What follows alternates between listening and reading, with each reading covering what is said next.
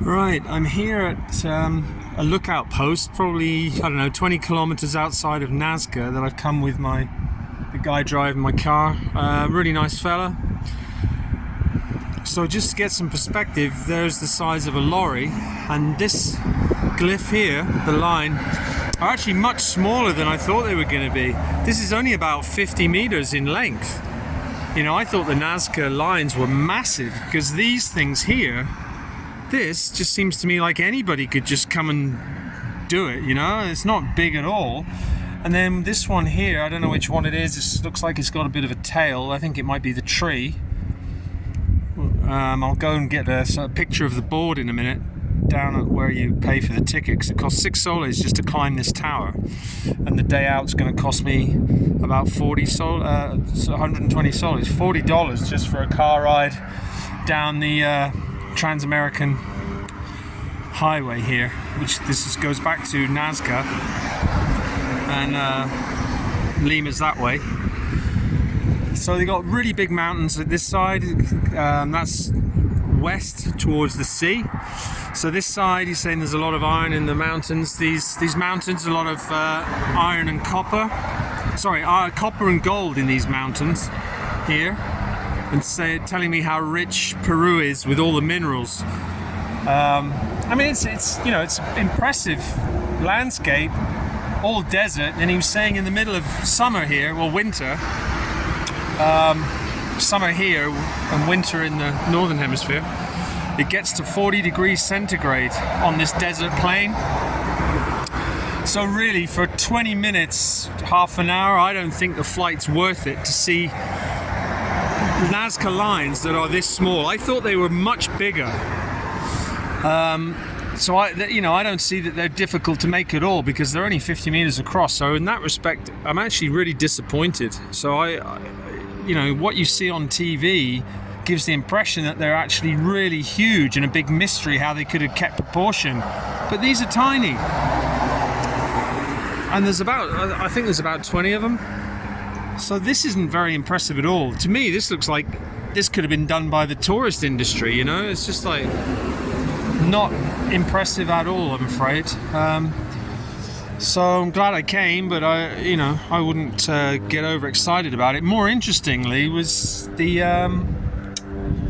conversation I've just had with him about what he thinks the lines are for, and he said he thinks they're for communicating with extraterrestrials, because he's seen. All right, he's a tour guide, and he could be giving it the old blab story, but he said he's actually seen UFOs. He said they're very common here. He's actually seen them. Bit of a shape, bit of a form to them, but just generally a bright white light floating around the desert plains. And he said, you know, people from NASA come here that are interested in it, because for whatever the reason the lights are. I don't personally believe they're extraterrestrials. I think that whole there's one of the small Cessnas that flying over in a 20-minute flight to see the lines. I won't be doing that tomorrow. Not for $100, I'm not. I think it would just be disappointing. And the cheaper flight as well, you may not get a window seat. Talking to the other guide who I saw yesterday.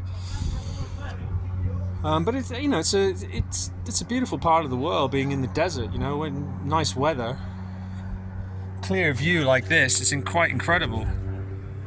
I said, but these glyphs are, I mean, this one, I don't know what it's supposed to be. I'll go and look at the board now. There was nobody else who wanted to do the tour with me, it was just me, so it's just me and the driver today.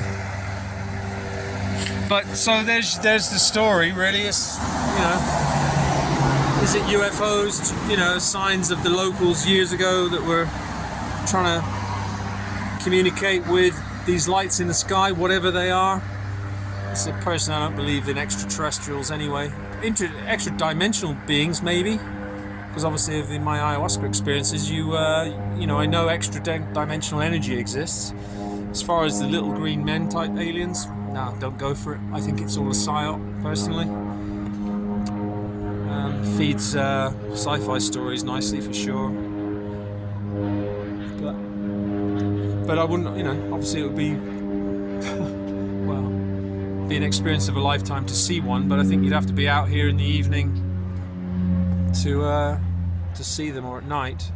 So I don't think that's going to happen for me. But well, pretty much won't. No, it won't. But there you go. But yeah, but on the whole, can't say I'm particularly impressed. I'm more impressed with the desert, actually, to be honest. Just as to why this dark coating, whether it's oxide when it does rain or whether it just gets damp, I don't know. Why it should be the dark brown, sort of rustful ferro iron colour, which then when you dig it out actually gets to the sand below, which is lighter in colour. But why the dark all comes to the surface when it looks like it's larger rocks? Presumably the sand filters down through the larger rocks and leaves the exposed sunlit area that oxidizes and goes dark. So I don't know, but interesting.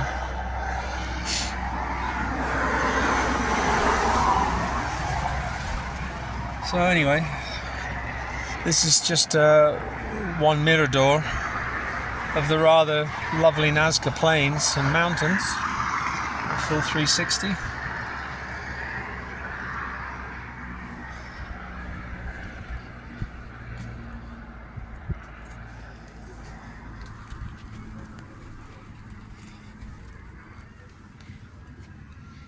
And you got the tourist place where you buy your ticket here, and I'm in this silver car here.